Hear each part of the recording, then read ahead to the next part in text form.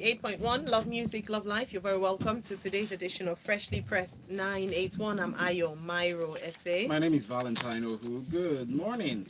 All right, today we have the pleasure of the company of Oyeyemi Aderibigbe. Morning, Oyeyemi. How are you today? Morning, morning Val, and Hello. good morning, Lagos. Good morning. Excellent. And we also have Waji. Waji Jibono. Morning, Waji. How are you today? Good morning, Ayo. Good morning, Valentine. And Good good morning. morning, Oyeyemi. Pleasure to meet you. You too. All right. And good morning, Lagos. Great stuff. All right. So this is how you can be a part of the conversation. We're streaming live on YouTube right now. So if you go onto YouTube, search for Smooth 981 FM Lagos, it will pop up as a live video. So please just watch and share your thoughts and comments using the live chat box. Yes, please. You can send a message on WhatsApp 0809 444 That's our WhatsApp number for messages. Now let's get right into the stories. I'll start with you, Waji. Buhari approves review of grazing reserves in 25 states. He's marked out these states in the review, says with dispatch. I want you to clarify that as well. 368 grazing routes have been marked out across 25 states in the country. Said a number of grazing reserves and states were deduced from considerations of existing security concerns and other pre-existing socio-economic conditions. What are your thoughts on this? And also highlighting the members of the committee. Okay. So you want me to explain what dispatch means? Yeah, Okay. well, in this context, with dispatch. All right. Well, I don't honestly know what they mean by with dispatch. I would guess that they're going to send physical bodies to do the assessments of these particular grazing concerns, grazing reserves. Now, I think what's important, guys, is that we need to appreciate how big this industry is. That's the livestock industry and the cattle industry in Nigeria. And the last I checked through some financial sources, it's coming to about 33.3 trillion naira, and it's growing on an annual rate of 12.7%, and it contributes to about 4.11 of our GDP. Nice. So that's why when you begin to understand these figures, you know that it's a very important factor of the Nigerian economy. It's just something you cannot ignore. But at the same time, it also causes a lot of concerns, especially when it comes to security. Now, what the presidency is doing, I guess, is responding to situations that we have seen and we've covered, where certain states are deciding to take security into their own hands, and also the framework and the regulatory issues around grazing in their particular states. So now the presidency has identified a certain number of grazing places, and they want to now, quote unquote, dispatch individuals to now go and assess these particular areas and everything else.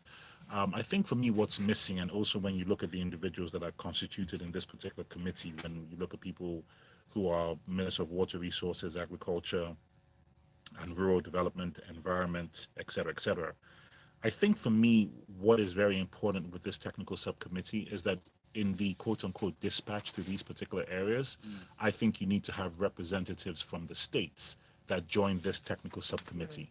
I think it's important that maybe the state commissioners that now happen to work in these in these ministries that have been identified need to work with the actual federal ministers to now begin to assess these situations.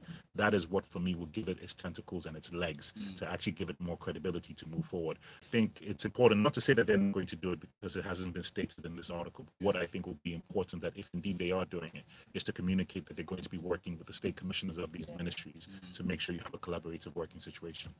Because the localized solution is key, Well, as you mentioned. look, you know me, I'm all Yeah. about statehood. I believe 100% in statehood, and I think it's important that states need to take responsibility for their boundaries. Yeah. That is why we are a federation and we're set up that way. So for the federal government to be the sole intervention for these things without working with states, for me, is a gigantic problem and only going to cause issues in the future. Thank you for that. It'd be worthy of note that some of the members of the committee include Governor of Kebbi State, Vice Chairman of National Food Security Council, Abubakar Bogudu, Governor of Ebonyi State, the Chairman of the National Economic Council Subcommittee for National Livestock Transformation Plan, David Umahi, amongst others. Let's move on to the next. So, yeah, the Petroleum Industry Act, which was previously a bill, now has been passed. It's in the news again. You're no longer welcome to Niger Delta. Ijaw Youth Council tells Buhari and Tim Silva said because they were in the forefront of the sign of this act that purportedly denied their request for 10% in spite of the revision and other Yes. funds. What are your thoughts, So, please? well, I mean, for me, laws are are tools, right, to implement objectives. And our extractive sector, particularly the oil and gas sector, has required reform, legal reform for so long. This is an act or that has been in conversation, primary conversation for over 20 years. And we've seen the journey to passing it. You know, it had to be broken down. Sections of it had to be hived off. You know, there was one parts of it was passed as governance, parts passed as fiscal, as regulation. You know, so you have, because it's a troublesome issue. And you look at the issue of this whole thing, it's really economic again, right?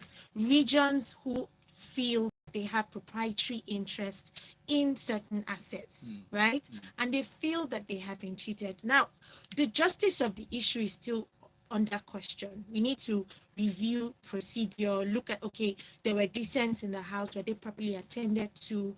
There were issues raised regarding, I mean, the most trouble for these guys, sorry for calling them guys, but the most troublesome for them is 3%, you know, what's it called, host community contribution to the fund that has been set up. And they feel it should be more.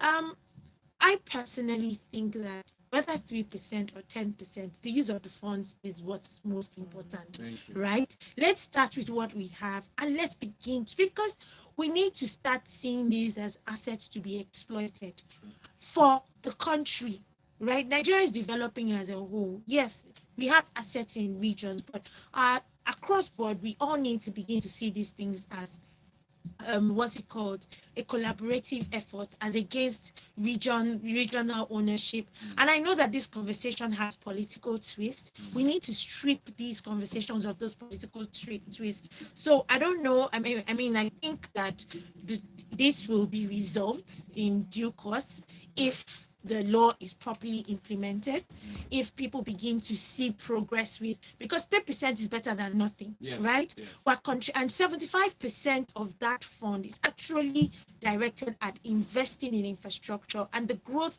of the host community. If that 75% is judiciously spent and there's record, there's data, they can see everything around them growing, then I think they wouldn't mind. I mean, we can grow to 10% later. Laws can change. So I don't think it's something to be flogged. I honestly want us to move beyond these regional conversations. Nigerians as a whole need growth, and all hands need to be on deck to make that happen. And we honestly need to see these monies being put into good use. Oh, yes. So it makes sense to ask for more. Yes. The Guardian has this report, Waji. We will not write, talking about grandstanding this morning, I love this Friday. We will not stand or write, rather, another competency test. Kaduna teachers, their El Rufai. Now, the National Nigerian Union of Teachers, NUT Kaduna chapter, they're having this stance. If you recall, in 2017, there was a competency test that was conducted, after which, in January of 2018, the governor consequently sacked about 22,000 teachers for failing that test. Now, he's threatened to conduct another exercise in that nature. But they said, no. Why don't you channel the funds you'd have used for this competency test to actually, train the teachers? What are your thoughts on this? Okay. All right. Let me try and be balanced here. Okay. The argument that this union representative is putting forward is that to get to this point, no further competency test is required. Okay, that's the argument that he is putting forward. What he is casually ignoring is how rigorous indeed was that assessment. What did that assessment actually capture? Did it assess you from the areas of your cognitive to your aptitude to your attitude and all these other behavioral analysis that you use when you conduct any kind of competency assessment? Okay, that's now me being balanced. Let me now just be Waji. The sheer irresponsibility of the statement, for me, speaks to the larger issues around anti-intellectualism and anti-education in Nigeria. The fact that a union representative can come out with or within context and make this kind of statement, for me, is just absolutely irresponsible and baffling.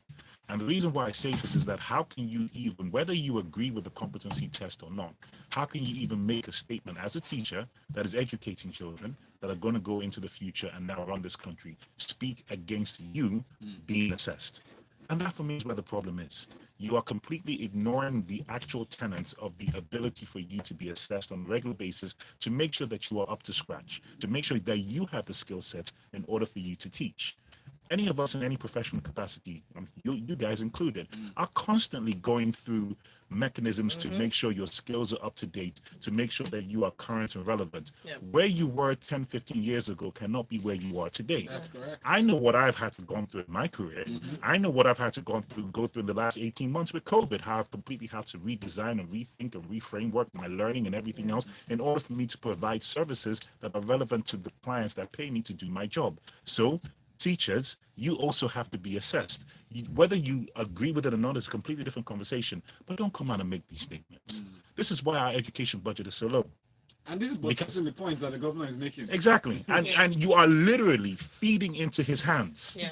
Literally So, feeding into his What I would hands. like to understand, though, and from this article, is why they have decided, because, like you said, it doesn't make logical sense for people who are in the profession of assessment to not want to be assessed themselves. Yeah. So, except they're feeling like it's a punishment to them by the governor, or it's an unfair procedure. So I want to understand the thinking of these teachers Okay. while they would refuse So assessments. I'm going to answer that question with a quote, and I say this with all due respect to the union. It's one thing for people to think you're not very intelligent. There's another thing for you to open your mouth and leave no doubt. On that note, let me take offense. Yes, they are coming for you, Randy. The teachers are not joking. Oh, they It's know in they that can state. find me any Yeah. day of the week. I'm in education as well, and trust me. There's a point you made that's so commonsensical. It's like, this is what is normal. You're supposed to have routine but you know, checks this and is assessments. where we are. Exactly. Let's Yeah. be honest. Yeah. This is where we are. So this is the part where the conversation lives. It is the government. It is the people. This is where we are the cause of our issues, Yeah. right? Absolutely. Where we as stakeholders stand in the way of our own progress. These are the people that should hold the reins, and they're Roger. not. Please repeat that quotable quote. It's one thing for people to think you're intelligent, but it's another thing for you to open your mouth and eradicate all doubts. Oh gosh. SPMO says, thank you, Yemi. I mean, with reference to the previous story, spot on analysis. We're against time as well. The whole world is moving away from fossil fuel. Spending more time to discuss percentage takes us nowhere. We need to act fast. We need fast implementation to enjoy the gains of this act. And then Dan from Igando says, won't the grazing routes being identified by the presidency not conflict with the anti-open grazing laws that is being enacted in southern states? Yes. The governors control lands in the states and not federal government. And Yes. that's why you That's talked the about the point. stakeholders, Yeah, having the government he is as stakeholders. the person that made that comment is Yeah. absolutely correct. All right. Yeah. Chika Gina from WhatsApp as well. Hi, Chika, long time. Chika Agina from Amodo. He says the planned review of the 368 grazing routes in 25 states by the PMB administration is another means of implementing the RUGA. Sounds to Waji's cattle business. To Waji's comments, is cattle business solely done by the North? Even if so, is the cattle industry bigger than the oil sector, the financial institutions, and the communications industry? Bottom line is that cattle business is a private business and should be run like private business without government funding. No, they're correct. Yeah. Yes, well, yeah. Well, you can't compare it to these other industries. No. I think So she's crazy. referring to how they are operated. Oh, I see. So they're not as big in the sense of telecommunications, financial, and oil and gas, but they do play a major role. Yeah. They do. That's why I gave those They do. statistics. So the point being is that's why I'm recommending for the federal government to move away or to work with the state governments only from an environment enabling perspective and regulatory point of view. There are private businesses, gigantic businesses that run the cattle industry. Everything from the rearing of the farming, the husbandry and everything else And down husbandry, yeah. and all the way down. Yeah. So they're correct in the sense of what they're saying. Yeah. And it should be highly decentralized from government controls and let private individuals run. And all government should do is just make sure the environment is enabling. That's I it. wish we could get fresh milk because if it's Right. mechanized, yeah. I mean, in other climes, that's what's obtained. All right. Thank you very much. Let's move on to this next story. Customs illegally engaging soldiers for operations. That's an allegation from a senator, Senator Francis Fadahunsi. He disclosed that officials of Nigerian Customs Service going out on field operations are accompanied by Nigerian Army officers that are not cleared from their barracks for such operations. What are your thoughts? Well, for me, it's a conversation that needs to be escalated. You know how customs and enforcement agency, right? And enforcement agencies collaborate with other government agencies. They should be done properly. If the soldiers need to be cleared. But I ask a question all the time: why is a soldier involved in a clearance procedure for goods across moving across borders or moving through ports or and all of that? Do we need that force? Do we need that whole and do we need that kind of drama, accompanying a normal trade process? And it just shows us where we are at. There needs to be better communication. There needs to be better understanding of the role of customs. Senator Fadausi seems to be on a campaign to revamp, the quality of service that the customs is giving, because he's having these sessions repeatedly. This is not the first time he's raising this. And there was one a couple of months ago where he was literally not attacking them, but saying, look, these are people just seeking to get by daily. Yes. And that's the understanding with which you regulate, that people are trying to make a living in a very hard environment. So you need to be circumspect in how you address it. There's so many. This is in response to a killing in Ibadan, right? And it's not straight to find killings during custom raids or we have smugglers moving, but it's not everyone who is a smuggler. And let's be honest, customs takes these things and they're not treated appropriately. They're shared in house. They're used for it's a whole well, yes, and there's a lot of corruption that is claimed to be sustained by that system. So this cleansing needs to happen. Honestly, again, back to the conversations we're having, because there's a common thread I'm seeing. Nigeria needs to work economically. We need to trade. So anything that's stopping trade from flowing needs to get off the table urgently. Agencies need to collaborate with stakeholders to move goods. Let people be buying, selling. And so our naira will come down from wherever it's climbing to. I like the point you made, with the mind to helping the citizens and those who are doing business, to have an enabling environment. That's really not to enable criminals, but to enable trade, right? Enable business. Good trade. Yes. Thank you for that. Larry from the abroad says that Waji, that comment you made is usually attributed to Abraham Lincoln, but so aptly used by you this morning. Well said, well quoted. Phil on the road, on the other hand, says, I have different views to El Rufai and Waji. Waji, upon assessments done a few years back, what should follow is training to keep up with trends and innovation. Assessment is not the right move. It looks more like witch hunting for me. Can I just respond to that? And with all due respect, that is incorrect, because they have been training them. They have been putting them through very rigorous capacity development programs in Kaduna State. So you just don't assess without actual training. So I think there's a part missed there. And I'm sorry, in the education sector, anywhere in the world, any kind of system, whether it's Western, Eastern, or traditional, if you do not constantly assess the capacity of somebody, then that person is not fit for purpose. True that. Okay. Thank you very much. Moving on to our next story, Waji, I'll stay with you. Attacks on vessels at quayside waterways in Lagos on the rise. So this is a report, or an investigative report done by Vanguard Maritime Report. And what they've uncovered, or what their investigation has brought forward, is the insecurity on our waterways. And it begs the question as to what the ministries that are meant to be responsible for security on the waterways are doing about this. They've cited examples, and I think for me what is really concerning is that they've said that even these attacks are done by men who are unarmed. So it seems as if it's something that can be contained, but unfortunately it's not being given the adequate attention it ought to be given. Please, I'd like to hear your thoughts on this. Well, it's just as a follow-up to the previous story and the things that Oyeyemi said about why are we even having these situations to begin with. You're having individuals who are not armed, who are trying to pilfer cargo and pilfer containers because they're just looking for a way to survive. When your back is against the wall, you have to do what you have to do in order for you to just meet your daily needs. And that's what you're now finding. But on the side of the business and the individuals that are responsible for these containers, I think for me the most beckoning thing is that it's been identified the timeline with which these robberies occur, which is between 1 a.m. and 3 a.m. And they're saying that's when security is at its lowest. So my question is, why is security at its lowest at that time when you have knowledge of the fact that people are going to be pilfering? Why not make sure you have two things that ensure pilfering don't happen? One, light up the area. at that particular time when it's pretty dense and dark, that immediately reduces security by a significant percentage. And the second thing is just to make sure you have more armed security at that time. It doesn't make sense to have a profound security presence at 3 p.m. in the afternoon when people are not going to rob in broad daylight, and then have a less security presence at 1 a.m. in the morning when it's likely to happen. But I think for me, the larger conversation is how do we now go back to this particular point about economic activity to now reduce these individuals. People are not doing it because they're just miscreants by nature. They're doing it because of survival of what they feel they need to do. So then there's a larger conversation about Nigeria working. I love that statement Oyeyemi made. And I think it's important that we really get back to the table and ask ourselves, how do we stimulate economic activity? Because by stimulating economic activity, you reduce, there's literally a direct correlation between the two. And that for me is where the conversation needs to go.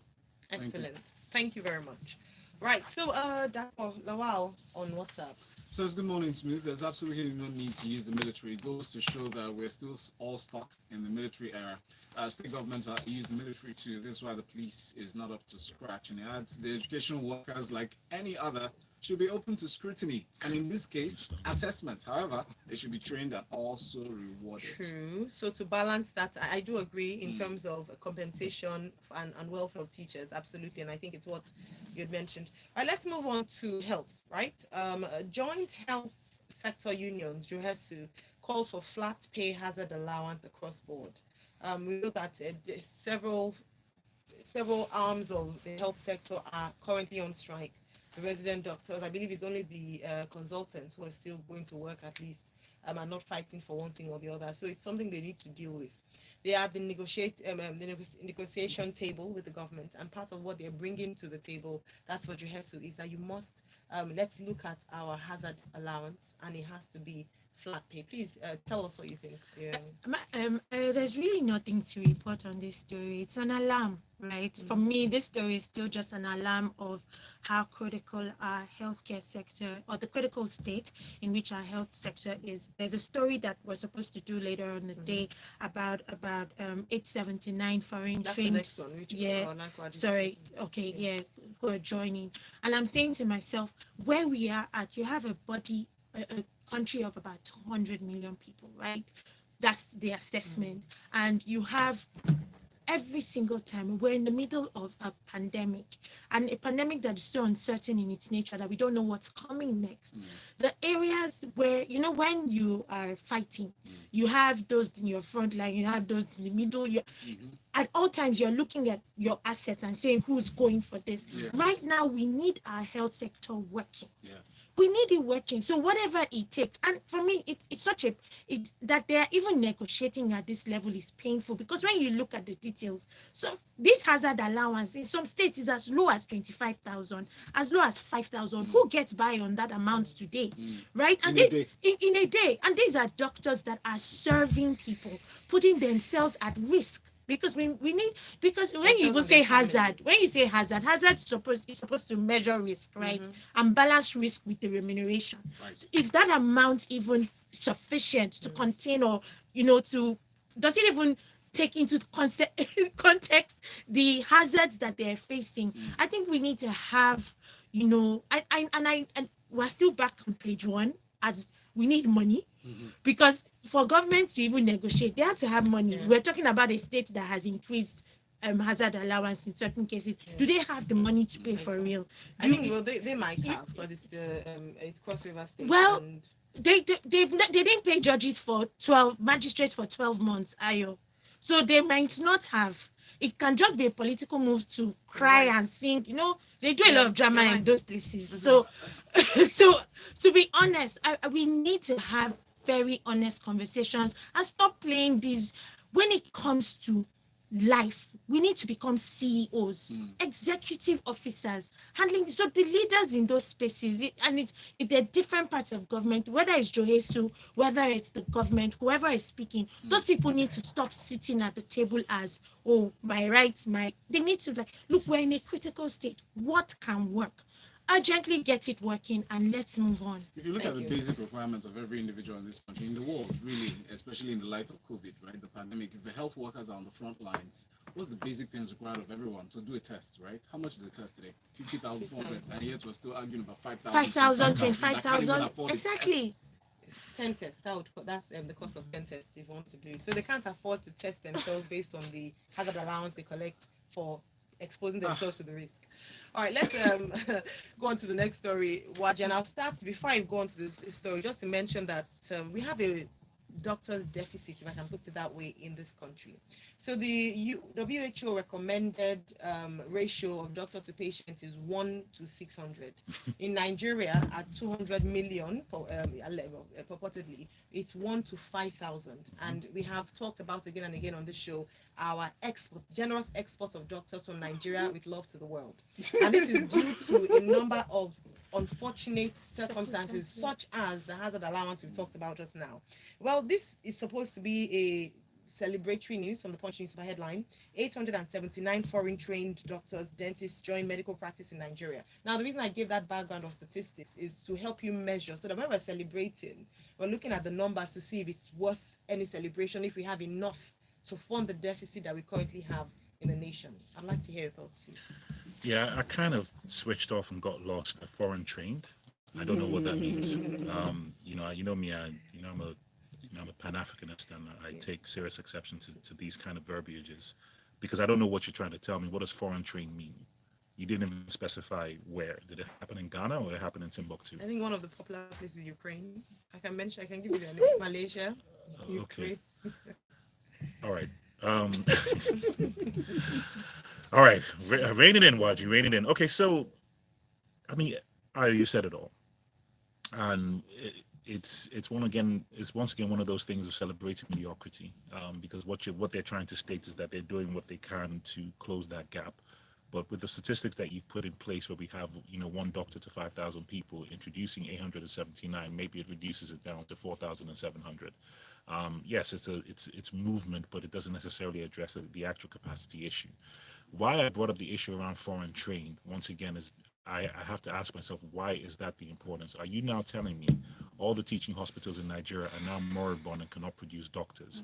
Luth, Ibadan, Benin, Ahmadu Bello, all these institutions that once again provide and continue to provide the pipeline of Nigerian doctors that go abroad. So what the conversation should now be is, what are you doing to keep these Nigerians that are highly qualified to operate in the best hospitals in London, in the metropolitan area of Washington, D.C., in California, Atlanta, South Africa? I mean, both my children were born in the United Kingdom, and the doctor was Nigerian. I'm talking about the lead individual that conducted everything was a Nigerian doctor that was trained in Nigeria. So when you say foreign trained, I actually do not understand that, because our hospitals, teaching hospitals and universities are training Nigerians who happen to go abroad. So my question is, what do you mean by foreign trained? How about you do what you can and you must to keep Nigerians in Nigeria, keep Nigerian doctors in Nigeria by ensuring things like hazard allowances and payments are commensurate with what they are doing, so that you don't have to now go and find quote unquote foreign trained. So for me, it's such a misplaced statement with regards to the actual issues. Yeah, thank you very much. Let's take a few comments before we round off for today's conversation. This message is from Yinka. Yinka says, Waji, breaking news. Some police station work 8 to 5. Like as in they close for the day. He actually wrote as in.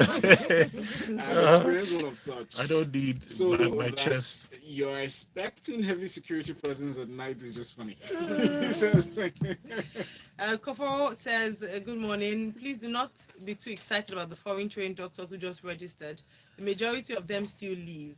These are people who have come back to their origins so they can be recognized as a doctor in Nigeria. That is the reality. Anoche says, Waji on points with a doctor analysis. And Dr. I says, hello, foreign trained means they studied medicine as a first degree abroad. There's no good side to it, as these doctors are from wealthy homes who dodged the perennial ASU strikes. These students paid millions to study medicine, and current salaries cannot keep them here in Nigeria. All right, a few more. Then we have us are saying a great quote from Waji that says that it shows that not just the teachers but most of our political elites should also pay attention to that quote as well. Casey Michael from Apapa Traffic says Dangote wanted to go into oil and gas. He acquired a land for that. Okay, so talking about it's private business and that argument about herders. Yes. Private. Yeah. Thank you. Emeka from Omo says, let's not be too comfortable with 879 foreign trained doctors that were newly inducted. Many of them only returned to Nigeria, got registered, do their internship or housemanship, And do their bounce. NYSC, and then jackpot again. Wow. It's a cycle out. That's Yes. why for And me. let's Isn't even no, let's interesting. Hold on. Isn't it interesting that we're getting data on this and I can't get data on Nigeria? yeah, but let's even see. No, we got data in Nigeria. Oh, we a few. I remember a story that we reported about saying that about 4,000 Nigerian doctors had left over Yes. the period that was True reported. that. 4,000 versus what 800. So Right. when you look at that, I mean, every other doctor that I know is writing some exam to get out and work somewhere because they're in demand. Yes. So if they're in demand, then and we're now celebrating that extra 800. What's the ratio again? important. Thank you. That's One doctor yeah, to you see, 5,000 this is what we don't understand in Nigeria. Once again, if these people are in demand globally, are you saying that you cannot find the resources to keep them here? Yeah, exactly. Doesn't that blow people's minds, or we're just going to ignore that? I think it's a thing of a Why do you- prophet is not honored in his A own lot town. of Accent things. is very important. Yes, a lot of Globally, things that we discuss in here some blows conversations. our minds, including this. When you just So maybe that's the qualification now. All right, thank you so very much. Thank you, Waji. You can find Waji at the Corporate MC on Instagram. Yes, Instagram And- and this UAR, please. Yeah. And then Oyeyemi Aderibigbe. Oyeyemi, your handle? Oyemi Manuel. Oyeyemi Mano. All right, then. We are going to go on a break. When we come back, we'll go on for the Feel Good Friday edition of Lagos Talks 981. Stay tuned.